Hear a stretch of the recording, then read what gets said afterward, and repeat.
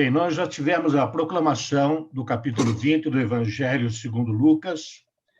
Tivemos um primeiro debate nas salas, onde cada um pôde colocar a sua interpretação, a sua opinião sobre esse trecho do Evangelho.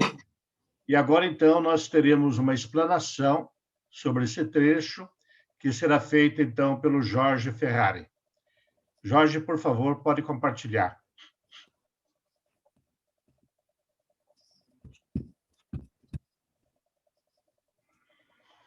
Bom, como o Dalton falou, vamos fazer a explanação sobre o capítulo 20 de São Lucas. Como já discutimos em nossos encontros, o Evangelho de Lucas foi escrito com o propósito principal de apresentar um relato fiel e organizado, visando estabelecer os fatos a respeito do ministério de Jesus e sua importância para a história da salvação, além de fornecer parâmetros para a Igreja em sua pregação de arrependimento e perdão, em nome de Jesus, para todas as nações. Neste capítulo, inicia-se o ministério público de Jesus em Jerusalém. Depois de detalhar os acontecimentos da viagem de Jesus da Caldeia para Jerusalém, Lucas passa a registrar a quarta seção mais importante de seu relato, chamando a atenção para uma série de coisas que Jesus fez antes de sua morte: ressurreição e ascensão.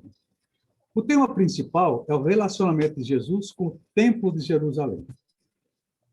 Vou fazer uma breve síntese do capítulo 20. Jesus era cheio de paciência e amor para suportar tanta afronta e desfeita dos homens, principalmente daqueles guardiões do reino de Deus, que não entravam nem deixavam os pecadores entrar. E estes, querendo de todo jeito apanhá-lo em alguma falta, armavam todos os tipos de ardis e astúcias das trevas, inclusive usando mentiras e falsidades. Mas Jesus saía de seus laços com tanta facilidade e sabedoria que, ao final, ficava exposto à verdadeira malignidade de seus corações pervertidos. Tentaram apanhá-lo com relação ao pagamento de tributos, mas não conseguiram. Depois, tentaram apanhá-lo com relação à questão da mulher, que foi desposada por 7 irmãos, e a dúvida existia neles quem seria ela na ressurreição dos mortos. Jesus responde e nos ensina que haverá a ressurreição dos mortos. Que maravilha! Com certeza, morreremos todos, mas não ficaremos na sepultura por todos os tempos. Ressuscitaremos, para daí em diante pertencemos ao Senhor para sempre. Tanto entes queridos nossos já se foram, e muitos deles até em época que não era para acontecer, mas aconteceu. Ressuscitaremos. E quanto a estarmos vivos, graça maravilhosa de Deus para nós, que nos presenteou com a vida, jamais morreremos? Sim. A morte agora é uma separação provisória, horizontal, mas não vertical. Ao deixarmos nosso corpo aqui, imediatamente entramos no paraíso, para termos comunhão lá, e em breve, quando se cumprir tudo o que está escrito nas Escrituras, ganharemos novo corpo, como foi o caso do primogênito. Ó glórias! Deus, você é digno de receber toda a honra e glória e louvor, domínio pelos séculos dos séculos. Amém. Lucas continua enfatizando os judeus e o templo ao registrar os ensinamentos de Jesus pregou ali. Enquanto Jesus trazia as boas novas de Deus, seus inimigos tramavam contra ele. Eram os principais sacerdotes, escribas e os anciãos.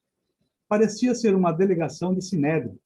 Estavam querendo saber com que autoridade ele expulsava, por exemplo, os vendedores do templo.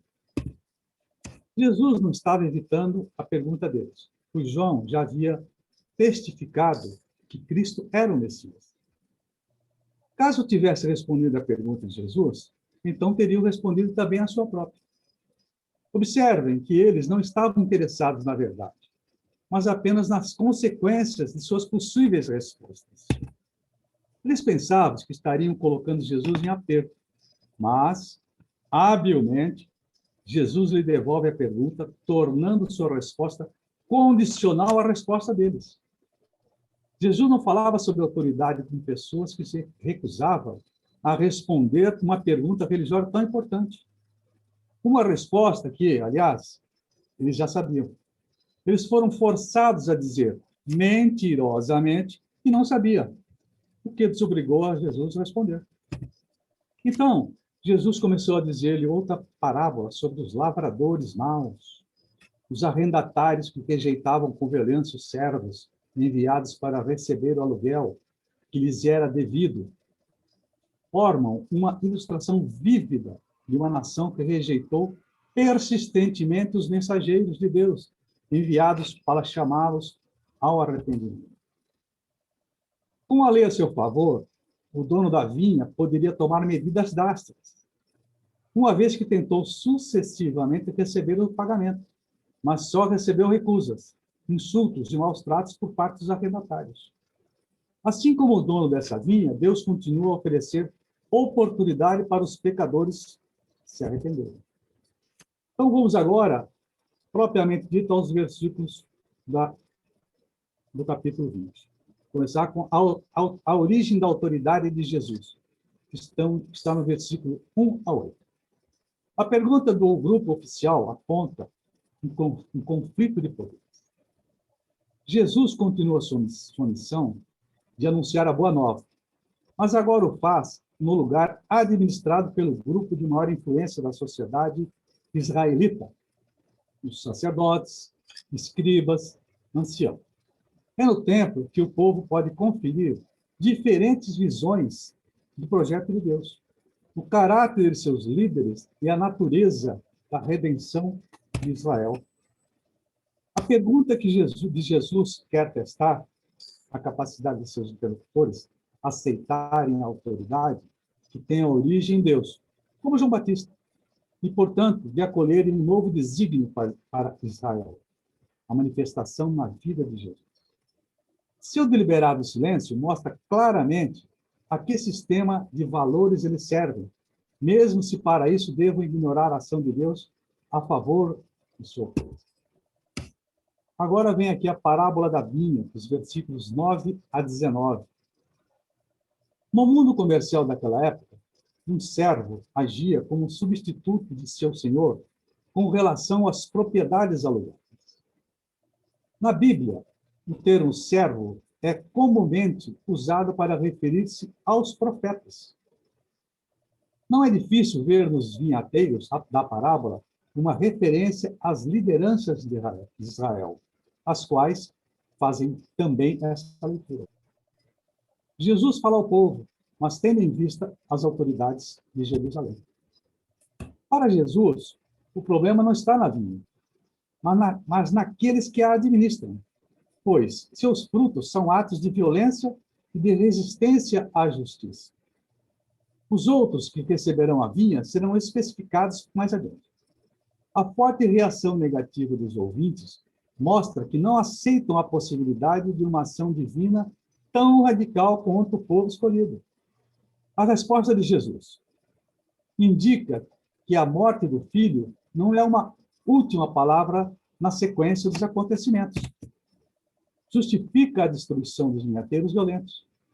Alerta o povo para tomar distância de suas lideranças, para não sofrer a mesma punição. Por isso, ele agrupa citações e alusões do Antigo Testamento a respeito da pedra angular. Tributo a César, versículos 20 a 26. O tributo em questão era um pequeno valor, um denário, mas suas conotações simbólicas eram importantes, pois era uma lembrança perene e um reconhecimento da submissão de Israel a um poder político soberano. Não pagar esse tributo equivalia a repudiar o poder romano, mas também questionar a autoridade do Sinédrio de Jerusalém, que, como agente a serviço de Roma, era o responsável para cobrá-lo. Naquela época, a moeda romana, de um denário, trazia a imagem do imperador Tibério, com a inscrição César Tibério, filho do divino Augusto. Pedindo-lhes a moeda, Jesus mostra a eles que tem em suas mãos a resposta da questão. E, ao mesmo tempo, reafirma que as exigências de Roma devem ser relativizadas pelas antecedentes exigências do reino de Deus. Quando elas entrarem em conflito, cada um deverá escolher a qual Senhor servir.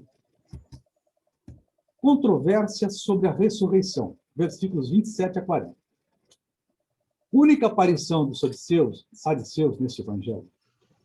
Esse grupo incluía algumas das principais famílias sacerdotais e aristocráticas de Jerusalém, que administravam o templo. O propósito da chamada Lei do Levirato, que é o cunhado, era continuar o nome do falecido, para proporcionar-lhe, em certo sentido, uma vida após a morte. Sendo assim, segundo os saduceus, a lei excluiria a ideia da ressurreição. É o que pretende demonstrar o caso apresentado por eles. A resposta de Jesus pressupõe que o tempo seja dividido em dois mundos, o presente e o futuro, e que as relações da vida presente devem ser orientadas por uma expectativa escatológica, que é a parte da teologia, a fim de serem dignos de participar da vida futura. E a ausência de morte, ser como os anjos, deixa sem efeito leis como as do Levirato, orientando a perpetuar a vida através da procriação. Controvérsia sobre a ressurreição, 27 a 40. Fazendo referência a Moisés, Jesus chama a atenção dos saduceus para o absurdo que seria Deus fazer aliança com pessoas cuja existência tivesse terminado. A promessa feita aos patriarcas continua vigente porque, para Deus, todos eles vivem. Ideia semelhante aparece na parábola de Lázaro. O Cristo, filho de Davi. Versículos 41 a 43. Lucas tinha afirmado que Jesus, como Cristo, é filho sucessor de Davi. E a multidão o aclamou como rei em sua chegada a Jerusalém. Jesus questiona, porém, a interpretação que considera simplesmente como o novo Davi. Para isso, indica que o próprio Davi reconhecia a superioridade do Cristo ao chamá-lo de Senhor. A igreja aplicará esse mesmo título a Jesus, ressuscitado e glorificado. Denúncia contra os escribas, versículos 45 a 47. Tendo silenciado seus adversários, Jesus denuncia o comportamento do grupo dos especialistas da lei, os escribas. Esses ajudam a perpetuar um sistema que vitima as viúvas, um grupo vulnerável da sociedade que deveria ser protegido tanto pela lei quanto pelas lideranças. Ironicamente, procurando aumentar sua honra diante do público, eles somente conseguem aumentar sua condição. E eu falei para vocês, em nome do Pai, do Filho e do Espírito Santo.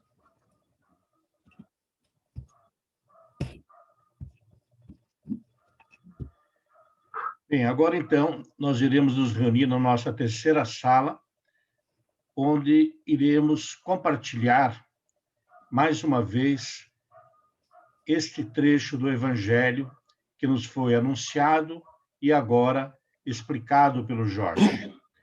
Sempre lembrando que, neste momento da sala, você deve trazer para si o trecho que foi proclamado. O que significa para a sua vida? Que consequências traz para a sua vida o Evangelho que foi anunciado hoje?